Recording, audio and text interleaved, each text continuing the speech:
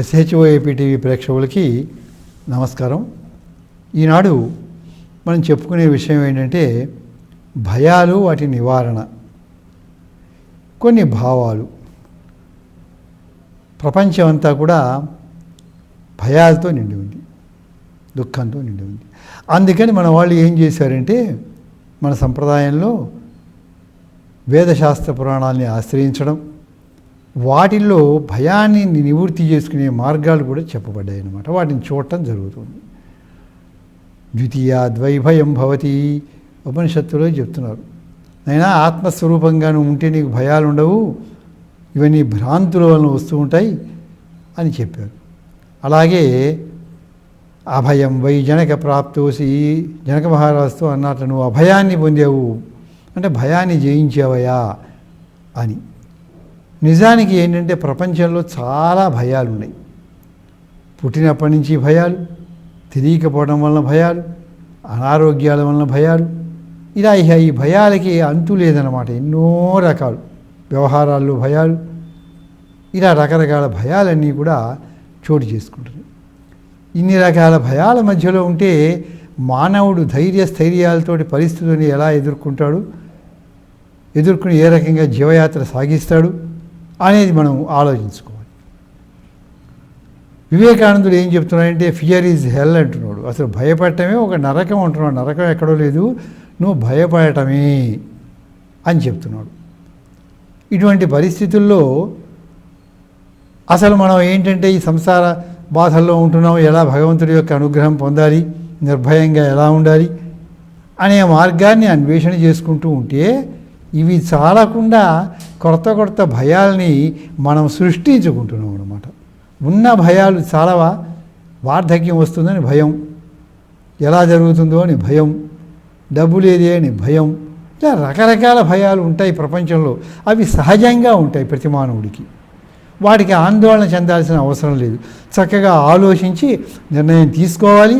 మనకి తోచకపోతే ఇంకొకరిని అడిగి సలహా తీసుకోవడం వల్ల భయం అనేది నివృత్తి అవుతుంది. భయపడుతూ ఉంటే డాక్టర్లు ఏం చేస్తారు, కౌన్సిలింగ్ అనేది ఇవ్వటం ప్రారంభిస్తారు అన్నమాట. వాళ్ళు చెప్పిన మాటలు మనం నమ్మాలి. ముందు నమ్మి మనం ఆ మార్గంలో నడుస్తూ ఉంటే క్రమక్రమంగా మనకి ఉండే భయం పోతుంది. సైకలాజికల్గా ఉండే డిస్టర్బెన్సెస్ ఏవైతే ఉంటాయో అవన్నీ పోతాయి, మానసిక సమస్యలన్నీ పోతాయి అన్నమాట. మనం నమ్మాలి వాళ్ళు చెప్పేదని, ఆ మార్గంలో నడవాలి. ఇలా ఉండగా కొత్త భయాలు కూడా వ్యాపిస్తూ ఉంటే ఎలాగా అనేది ప్రశ్న. వచ్చేవి ఎటు వస్తూనే ఉంటాయి. కొంతకాలం క్రితం కరోనా వచ్చింది, అందరూ భయపడ్డారు. అది సహజంగా వచ్చిన భయం వచ్చినప్పుడు దానికి మూల కారణం ఏంటి అని వెతుక్కుంటాం మనం. అది సరైనది అయితే మనం ఏం చేయలేం. అది అటువంటి ప్రపంచం అంతా వ్యాపించినప్పుడు వైరస్లు భయపడటం సహజం, కనుక భయపడాలి కూడా. ఎందుకంటే మానవుడు కొంత నిర్భయంగా ఉండాలి, కొంత భయపడాలి. భయపడవలసిన సమయంలో భయపడి మంచి నిర్ణయాలు తీసుకోవాలి. భయపడకూడని విషయాల్లో భయపడకుండా నిర్భయంగా ఉండాలి. అది కదా చేయవలసిన పని. ఇటువంటి పరిస్థితుల్లో మరి ఈ ప్రకటనలు వీటిల్లో రకరకాలుగా లోక వ్యవహారాల్లో మనుషులు మాట్లాడుకోవడంలో కూడా కొన్ని భయంకరమైన వార్తలు చోటు చేసుకుంటాయి. అవి ఎలాగా, అవి ఏ రకంగా భయపెడతాయంటే రకరకాలుగా భయపెట్టడం జరుగుతూ ఉంటుంది. ఇప్పుడు ఎవరి దగ్గరికో వెళ్ళారు మంచి చెడు చెప్పమని చెప్పి, వాళ్ళు ఏదో చెబుతూ ఏం చేస్తారంటే నెల రోజుల్లోనే నీకేదో అపాయం ఉంది అని చెప్తారు. అదొక భయం. ఇక అక్కడి నుంచి ఈ వ్యక్తి అయినా నెల రోజుల్లో ఉందన్నాడు కదా అని చాలా కాషియస్గా ఉంటాం, ప్రతి విషయాన్ని జాగ్రత్తగా పరిశీలించుకుంటూ ఉంటాం, ఎప్పుడు ఏమవుతుందో అనుకుంటూ ఉంటాం. ఇలా భయపడుతూ ఉంటాడు. సరే జరగదు, అది వచ్చిన సమస్య అదనమాట. అలాగే ఒక వ్యక్తి మిమ్మల్ని ఇబ్బంది పెడతారు, మీరు నష్టపోతారు, వాళ్ళు ఎవరో కాదు మీ ఇంట్లోని అని చెప్పి ఊరుకున్నారనుకోండి, అప్పుడు ఏమైపోతుంది, అక్కడి నుంచి ఆలోచన ప్రారంభమవుతుంది. ఎవరో మనని నష్టపెడతారు, మనకి ఇబ్బంది కలిగిస్తూ ఉంటారు కాబోలు, బయట వాళ్ళు కాదు ఇంట్లోనే వాళ్ళేట అనుకుంటూ ఇంట్లో వాళ్ళందరినీ అనుమానించుకుంటూ బతుకుతూ ఉంటాడు. చివరికి ఏమీ జరగదు. చూడండి ఎంత సమస్య వచ్చి పడిందో. అలాగే కొన్ని 500 సంవత్సరాల క్రితం వచ్చింది యోగం, ఇప్పటిదాకా రాలేదు అంటాం. 500 సంవత్సరాల క్రితం ఎలా ఉండేదో గమనించి ఊహించి చెప్పడం సాధ్యమా? అలాంటి యోగం ఇప్పుడే వచ్చిందా, ఈ మధ్యలో రాలేదా ఇంకా? ఇవన్నీ అనుమానాస్పదమైనటువంటి హేతువులు అన్నమాట. అవి రాసి ఉండాలిగా, రాసి ఉంటే చెప్పవచ్చు. ఇంకా ఏమిటి అంటే, రేపు మధ్యాహ్నం 12 గంటల లోపు ఇలా జరుగుతుంది అని చెబుతారు. ఇక అక్కడి నుంచి టెన్షన్ ప్రారంభమవుతుంది.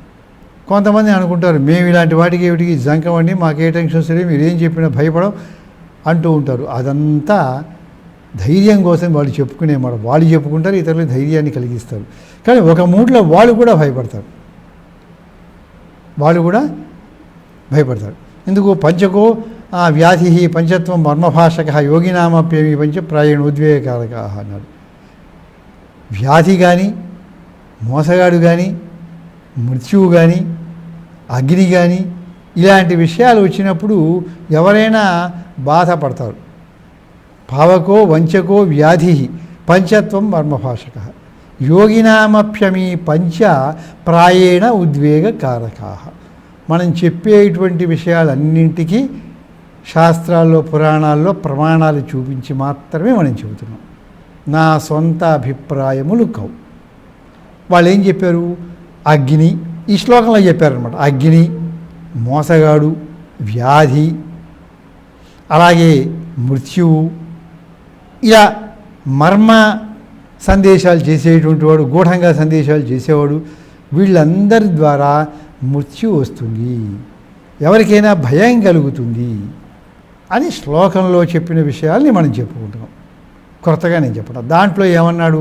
మర్మ భాషక అన్నాడు. అంటే మాయగా మాట్లాడటం అన్నమాట.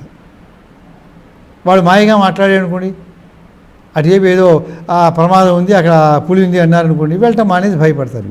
అటే వెళ్ళాల్సి వస్తే ఎలా వెళ్ళాలా అని కొంచెం సేపు కంగారు పడతారు కదా, తర్వాత వెళ్ళి చూస్తారు, లేదనుకుంటారు, అది వేరే విషయం. ఇప్పుడు కొన్ని సెకండ్లైనా నిమిషాలైనా బాధపడ్డారా లేదా వీళ్ళు?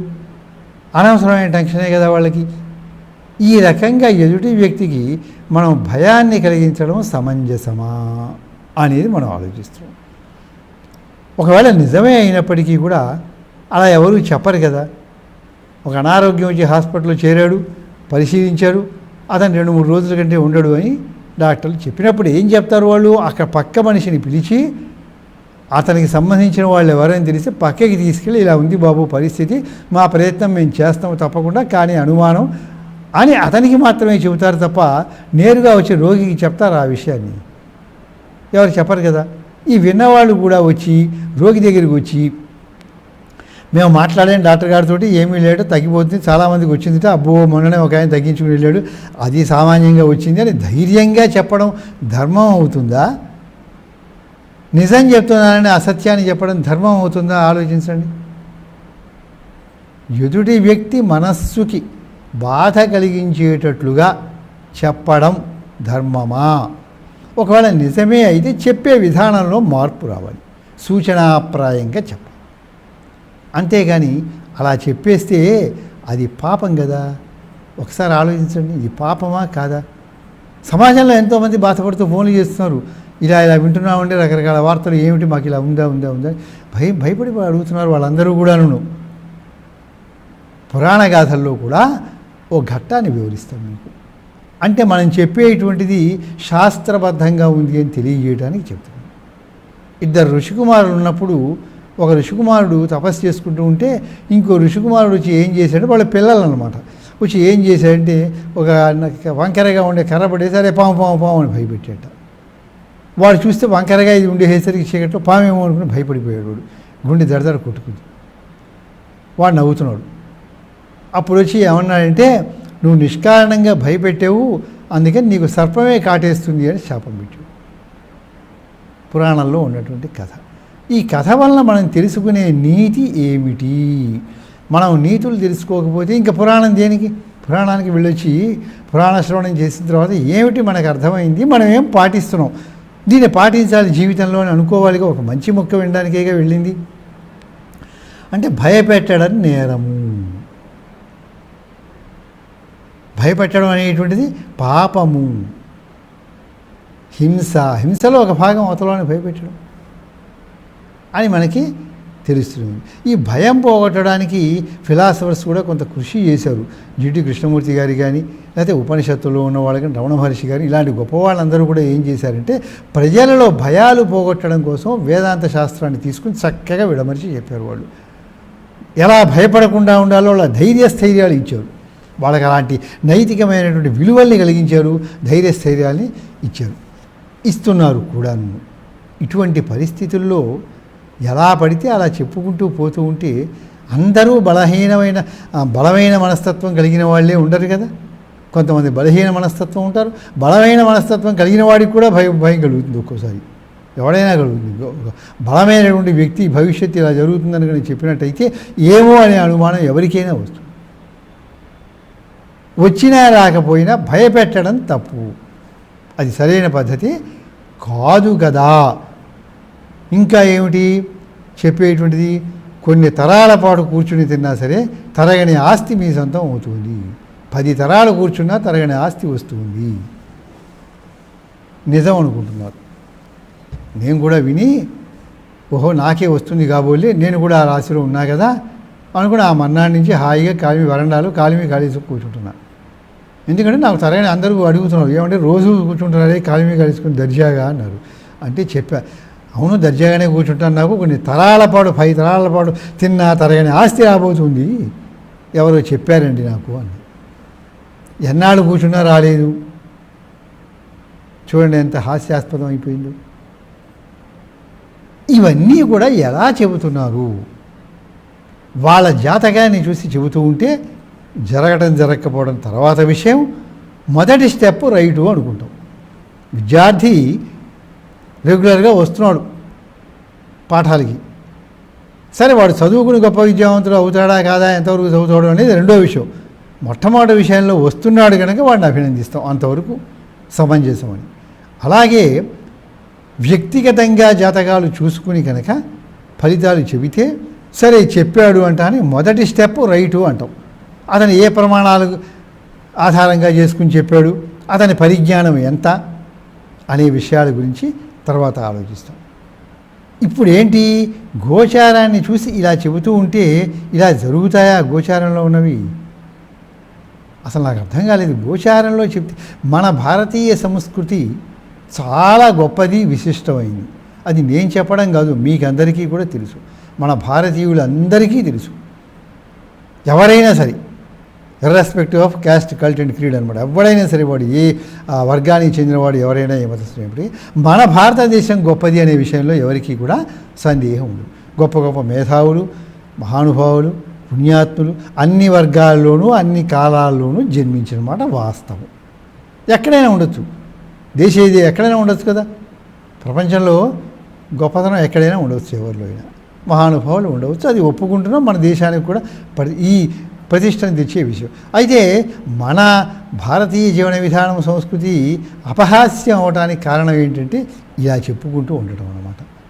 ఈ నెలలో ఇలా జరుగుతుంది, ఈ సంవత్సరం ఇలా జరుగుతుంది, దిన ఫలితాలు కూడా దీంట్లో కేవలం అవి పెట్టారు శాస్త్రంలో.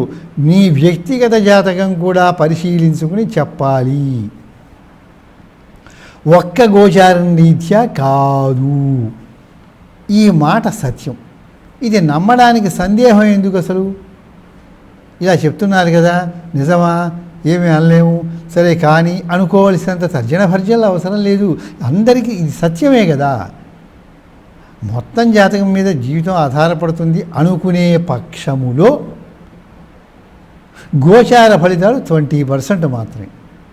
అసలు గోచార ఫలితాల్లో ఎన్నెన్ని పద్ధతులు ఉన్నాయి అనేది ఇంకో వీడియోలో నేను చెబుతాను మీకు. అన్నీ చూస్తున్నావా లేదా అనేది.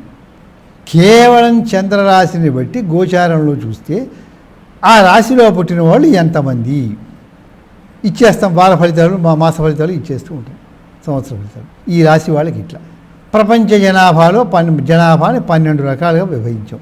ఒక్కొక్క విభాగంలో ఎన్ని కోట్ల మంది వస్తారు, వాళ్ళందరికీ అదే ఉంటుందా ఆ నెలలో కానీ ఆ సంవత్సరంలో కానీ? అలాంటి వాళ్ళందరినీ కూర్చోబెట్టాం. నీది ఆ రాశి వాళ్ళందరూ రండి అంటే వచ్చారు. 100 మంది, కనీసం 100 మందిని కూర్చోబెట్టి 1,00,000 మంది అక్కర్లా, 1,00,00,000 మంది అక్కర్లా, కోట్ల మంది ఉంటారు. మొత్తం ప్రపంచంలో ఉండే జనాభాని 12 విభాగాలు చేస్తే ఒక విభాగానికి కోట్ల మంది వస్తారు. 100 మందిని కూర్చోబెట్టాం, పోనీ 50 మందిని కూర్చోబెట్టాం. వీళ్ళందరికీ అదే రాశి. ఈ ఫలితాలు అందరికీ 100 మందికి వస్తాయి, అట్లా 50 మందికి ఎట్లా వస్తాయి అసలు? ఒక్కొక్కటి జాతకం భిన్నంగా ఉంది కదా, ఎలా వస్తాయి చెప్పండి? ఎలా వస్తాయి చెప్పండి అసలు? ఇది అందరూ కామన్ మ్యాన్ కూడా ఆలోచించి తప్పని చెప్పగలరు. దీనికి పెద్ద శాస్త్రజ్ఞానము అవి ఇవి అవసరం లేదు.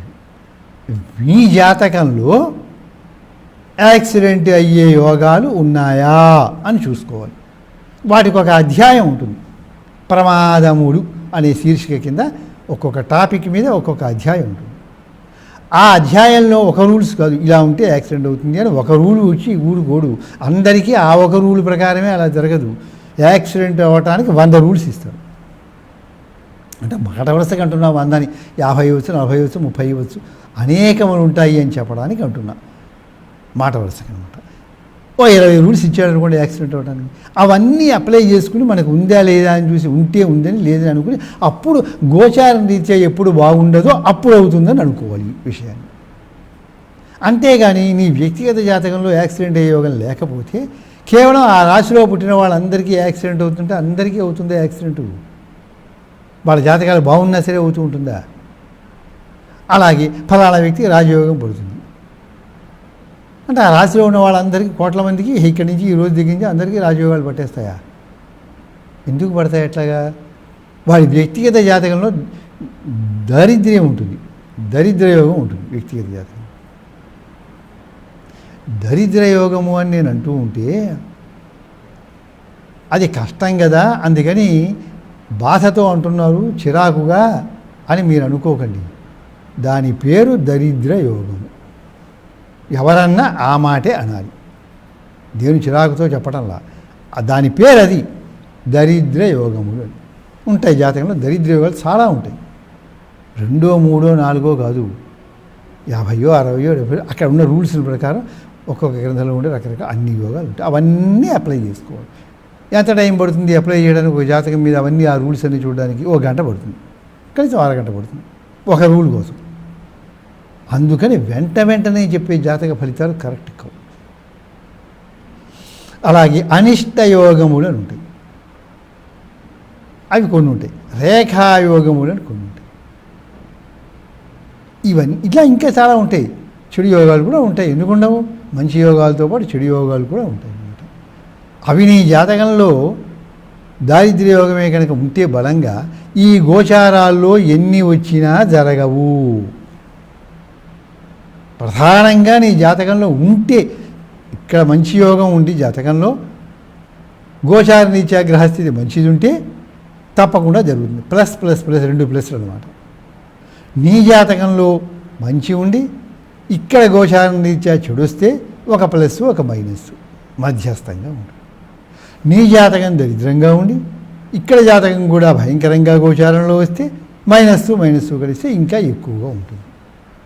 అంతేకాని మీ జన్మజాతకాన్ని చూడకుండా ఈ రాశిలో పుట్టిన వాళ్ళందరినీ 1,00,000 మందిని కూర్చోబెట్టి మనం ఒక టెంట్ వేసి కూర్చోబెట్టి వీళ్ళందరిది ఈ రాశేనా అంటే అవును అంటే వాళ్ళందరికీ ఈ నెలలో ఇలా జరుగుతుంది, ఈ సంవత్సరం ఇట్లా జరుగుతుంది అంటే అది ఎలా సాధ్యం అవుతుంది చెప్పండి? ఇక దిన ఫలితాలు ఇవి అంతే. నీ జాతకంలో ఒక యోగాన్ని కనిపెట్టి అది ఏ సంవత్సరంలో వస్తుందో కనిపెట్టి, ఏ నెలలో వస్తుందో కనిపెట్టి, ఏ తేదీలో వస్తుందో కనిపెడితే అప్పుడు ఖచ్చితంగా నీ వరకు వస్తుంది.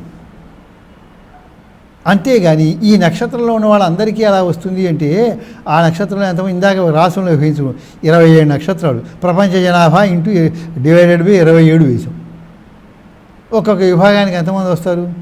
కోట్ల మంది వస్తారు.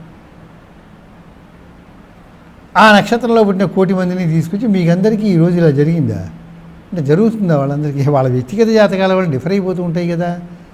గ్రహాలు మారిపోతే, దశాంత దశలు మారిపోతే, వ్యక్తిగత మారిపోతాయి కదా. అలా కనుక చెప్పినట్లయితే ఏం జరుగుతుంది అంటే ప్రజలు ఆందోళనకి పొందుతున్నారు. ఎవరో మా స్నేహితులు వెళ్ళారట, చెప్పించుకున్నారట, ఎవరో చెప్పారట, ఇలా చెప్పాడు అన్నాడు. చెప్తే నేను అతను అనాలిసిస్ ఇచ్చాను. ఒక్క రాశిని బట్టి ఎలా చెప్తారు ఫలితాన్ని? అవి జరగవచ్చు, జరగకపోవచ్చు. ఎందుకు జరుగుతుంది? గుడ్డేటిగా జరగచ్చు ఒకసారి, అది నేను చెప్తేనే కాదు, మీరు చెప్పినా జరుగుతుంది గుడ్డేటుగా, మీ చేత కూడా చెప్పిస్తాను. ఎందుకంటే ఈరోజు వర్షం పడుతుంది అన్నారు, ఈరోజు పడుతుంది. ఎలా పడుతుంది అంటే ప్రపంచం అంతా తిరిగి రండి, అన్ని దేశాలు తిరిగి వస్తే ఎక్కడో అక్కడ పడి ఉంటుంది. అది గుడ్డేటిగా ఉంది. ఈరోజు ఎక్కడో ఒక సైకిల్ రిక్షా కొట్టుకుంటాయి అని చెప్పారు, కొట్టుకుంటాయి.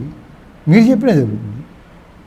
ఎక్కడ మొత్తం ప్రపంచం అంతా గాలించండి, రాష్ట్రంలో ఉండే అన్ని ఊళ్ళు తిరుగుకుంటూ వెళ్ళండి, ఎంక్వైరీ చేసుకుంటూ వెళ్ళి దేశం అంతా తిరిగి అన్ని దేశాలు తిరుగుతూ వస్తే ఎక్కడో అక్కడే జరిగి ఉంటుంది ఈ సంఘటన. అప్పుడు మనం చెప్పినట్టు అవుతుంది, అది గుడ్డేట్ అంటారు. అందువల్ల మన ఆధ్యాత్మిక జీవితానికి ఇది తప్పకదోవలోకి వచ్చింది. నువ్వు చెప్పించుకోవాలి అనుకుంటే నీ జన్మజాతకాన్ని వేయించుకుని చక్కగా అన్నీ తెలిసిన వ్యక్తి దగ్గరికి వెళ్ళి అతని ద్వారా జన్మజాతకము ప్లస్ ఈ గోచార ఫలితాలు చూసుకుని శాస్త్రీయంగా చెప్పే వ్యక్తి దగ్గరికి వెళ్ళి అతను పరిశ్రమ చేసి ఇన్ని రూల్స్ చూస్తాను అంటే ఎవరు చూస్తారు? ఇన్ని గ్రంథాలు చదువుకుంటూ ఇన్ని రూల్స్, ఒక్కొక్క యోగానికి ఇన్ని రూల్స్ ఉంటాయంటే అవన్నీ దగ్గర పెట్టుకుని ఆ రూల్స్ అన్నీ చూడొద్దు. సంతాన యోగములు అంటే ఒక యోగము, ఒక శ్లోకము, ఒక రూల్ ఉంటుంది అని అనుకోకూడదు. ఒక శ్లోకము, ఒక రూలు, దాని మీద ఒక గ్రంథం ఉంటుంది, వేరే వందల రూల్స్ ఉంటాయి. ప్రతి రూలు నీ జాతకము చార్టులు చూసుకుంటూ లెక్కలు వేసుకుంటూ టాలీ అవుతుందా అని కోరుకుంటూ చూడడానికి ఒక పోటల్లా పడుతుంది నీకు, ఒక పాయింట్. ఇట్లా అన్నీ చూసి నీకు చెప్పాలి అంటే వాళ్ళకి సమయం ఉండదు. తెలిసిన వాళ్ళకి అంత లోతుగా వెళ్ళాలి అంటే సమయం ఉండదు కదా. తెలిసిన వాళ్ళు ఉన్నారు, ఇవాళ చక్కగా చెప్పేవాళ్ళు ఉన్నారు, మరి వాళ్ళకి సమయం ఇన్ని చెప్పాలంటే సాధ్యంగా సమయం ఉండదు కదా. అది మీరు ఆలోచించాలి. అలాగే ఇవి గనక మీరు ఎన్లైటన్మెంట్ తీసుకోకపోతే చాలామంది ఫోన్లు చేస్తున్నారు, ఏమండి అక్కడ విన్నాం, ఇక్కడ విని ఇలా చెప్పారు, ఇంకోటి అలా చెప్పారు, ఆ ఊళ్ళో చెప్పారంటే స్థూలంగా చెప్పినటువంటి వాటిని నమ్ముకు చెప్పడం ఆధారపడితే భయపడుతున్నారు వాళ్ళందరూ. ఏం జరుగుతుందో. వాళ్ళని భయపెట్టిన పాపం జ్యోతిష్కుడికి వస్తుంది. అందుకని జ్యోతిష్కుడికి ఉండవలసిన లక్షణాల్లో ప్రసన్నవా శాంత ప్రసన్నవాక్ సౌమ్య త్రికాళజ్ఞోజితేంద్రియ అని చెప్పుకుంటూ వచ్చారనమాట. అవిత్వేవ యశాస్త్రం దైవజ్ఞత్వం ప్రపద్యతే సపంక్తి దూషకో జ్ఞేయ జ్ఞేయో నక్షత్రసూచకోద్దిష్టముపమాసం కరోతి ఆ సవ్రజచ్చంధతా మిశ్రం సూచకో శుచిరేవచ ఇలా చెప్పుకుంటూ వచ్చారనమాట.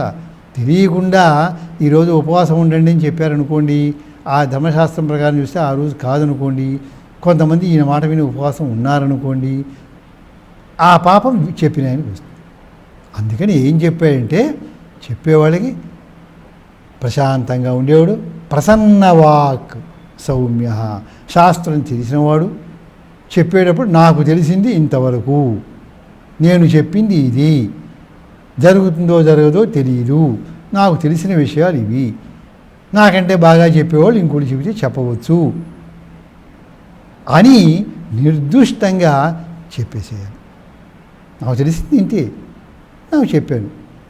ఇంకా బాగా తెలిసిన వాళ్ళు ఉంటారు, తాడిని ఎక్కువ అని తలదన్ని వాడు ఉంటాడు, 1,00,000 మంది ఉండొచ్చు. తిమిరస్తి గిలోప్యస్తి తద్గిలోప్యస్తే రాఘవ అన్నట్ట, ఒకళ్ళని మించిన వాళ్ళు ఒకళ్ళు ఉంటూనే ఉంటారు అనమాట. సరే, ఆ విషయం తర్వాత చెప్తా.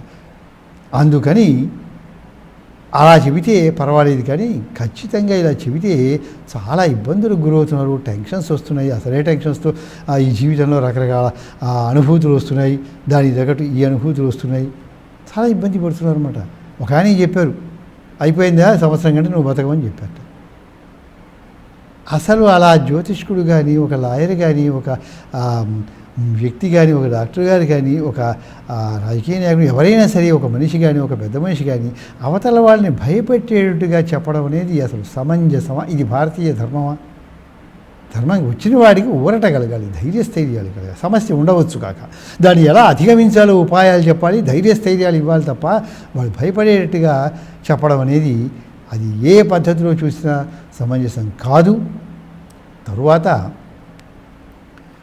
ఏం చేస్తున్నారంటే వీళ్ళు చెప్పేటప్పుడు రకరకాలుగా అది వీడి కంగారు పడ్డాడు. ఒక ఆయన సంవత్సరం కంటే ఉండంట అని చెప్పి ఎవరు చెప్పినా వింటల్లా ఆయన, ఎవరు చెప్పినా వినకుండా అలాగే అనుకుంటున్నాడు, అన్నీ చేస్తున్నాడు, పనులు చేసుకుంటూ ఉంటాను ఓడను అనుకుంటున్నాడు. చివరికి ఆ రోజు రాను వచ్చింది, అయ్యిపోయింది. ఇది ఆ టెన్షన్ వల్ల వచ్చినాయి అనారోగ్యం, అంతకంటే ఏం లేదు. అసలు ఏమి జరగాలో చక్కగా ఉన్నాడు. ఇవన్నీ మరి అవతల వ్యక్తిలో ఇలాంటి భయభ్రాంతులు కలిగించడం అనేది అది ఏ రకంగా అయినా సమర్థనీయం కాదు. దీనివల్ల ఏమైపోయిందంటే మన చక్కగా అద్భుతంగా ఉండే భారతీయ సంస్కృతి మరుగున పడిపోతుంది. ప్రతి వాళ్ళు ఆక్షేపించేది ఇక్కడే. కందాయ ఈ నక్షత్రానికి కందాయ ఫలితములు ఇస్తూ ఉంటారు. అవి మామూలుగా స్థూల దృష్టితో తీసేయమని అంటల్లా, స్థూల దృష్టితో చెప్పి దానికి ఇవ్వాల్సిన ప్రాముఖ్యం అంతవరకు. నువ్వు ఈ వస్తువు తినకూడదయా అన్నాడు, తిన్నాడు, ఏం కాలేదు కదా అని కాకపోవచ్చు, కానీ ఆ సూచన ఉండాలి, దాన్ని పాటించుకోవాలి. ఒకప్పుడు ఏం కాకపోవచ్చు. అలాగా అవి ఎంతవరకు తీసుకోవాలో దాని ప్రాముఖ్యం తీసుకోకుండా అవి చూసుకుని ఇక ఎన్ని చెప్పినా వింటాలా వీళ్ళు. ఎడ్యుకేట్ అవుతామంటే చెప్తాను తప్ప మేము ఎడ్యుకేట్ కావండి అంటే ఇంక మనం ఏం చేయలేం కదా. ఈ రాశి వాళ్ళకి ఆదాయం ఇంత వ్యయం ఇంత అన్నారు. అది ఉరామరికగా చెప్పినటువంటి విషయం అందరికీ కలిపి 1,00,00,000 మందికి చెప్పింది. నీకు వ్యక్తిగతముగా కావలసినచో నీ జాతకము చూపించుకుంటే నీకు ధనయోగాలు ఉన్నాయో, నష్టపోయే యోగాలు ఉన్నాయో, లాభస్థానం ఒకటి ఉంటుంది, వ్యయస్థానం ఉంటుంది. జాతకంలో లాభాలు వచ్చే సమయాలు, నష్టాలు వచ్చే సమయాలు ఉంటాయి. అవి నీకు వర్తిస్తాయి. నువ్వు పుట్టినప్పుడు రాసింది కనుక నీకు వర్తిస్తుంది. ఈ గోచారం నువ్వు పుట్టినప్పుడు రాసింది కాదు, చంద్రరాశిని బట్టి చెప్పుకుంటూ పోతున్నావు. దాంట్లో అందరూ వచ్చి చేరతారు. నీకు బాగా లాభాలు వచ్చేది, నష్టాలు వచ్చే యోగాలు జాతకంలో లేవు. ఈ మాట చూసుకుని ఈ సంవత్సరం నాకు ఇంత లాభం ఉంది, నష్టం ఉంది, ఇంత నష్టం ఉంది, ఇంత నష్టం ఉంది అనుకుంటూ ఉంటే ఎట్లా కుదురుతుంది? అలా కాదు. నీ వ్యక్తిగత జాతకంలో నష్టం లేకపోతే ఇదేం చెయ్యదు. ఇది చిన్న విషయం అన్నమాట.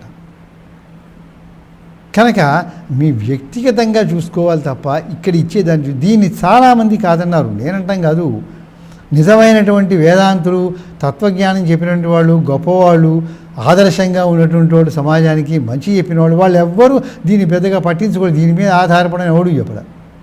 నీ కష్టం వస్తే ఓసారి వెళ్ళి చూపించుకోమన్నారు నీ జాతకం ఉంటే. అంతేకాని చంద్రరాశిని బట్టి, గోచారాన్ని బట్టి అంత ఆధారపడిపోవడం అనేది అది కాదు. రమణ మహర్షి గారు ఒప్పుకోరు, అరవింద యోగి ఒప్పుకోరు, శంకరాచార్యులు వారు ఒప్పుకోరు, రామానుజులు వారు ఒప్పుకోరు, మధ్వాచార్యులు వారు ఒప్పుకోరు, వివేకానందులు ఒప్పుకోరు, ఏ మత బసవేశ్వరులు వారు ఒప్పుకోరు. ఎవ్వరూ గొప్ప ఆధ్యాత్మిక చింతన కలిగిన వాళ్ళు ఎవరూ కూడా దీని మీద ఇంత ఆధారపడమని ఎవరూ చెప్ప. ఇది కేవలం రాశిని బట్టి ఆధారపడాలంటే నీ జన్మజాతకం తీసుకొచ్చి ఇది కూడా సమన్వయం చేసుకుంటే అక్కడ బాగుంటే ఇది వర్తించదు, అక్కడ బాగులేకపోతే ఇది వర్తిస్తుంది. ఇక్కడ బాగున్నందువల్ల బాగులేకపోవడం వల్ల అక్కడ జరగదు. కొంతమంది ఏమైనా అభిప్రాయపడుతున్నారంటే జన్మజాతకం 80% యాక్చువల్గా మనం చెప్పేది, 20% గోచారం. ఈ 20% ఎప్పుడు వస్తుందో నేను తర్వాత వీడియోలో నాకు తెలిసిన విషయాలు చెప్తాను.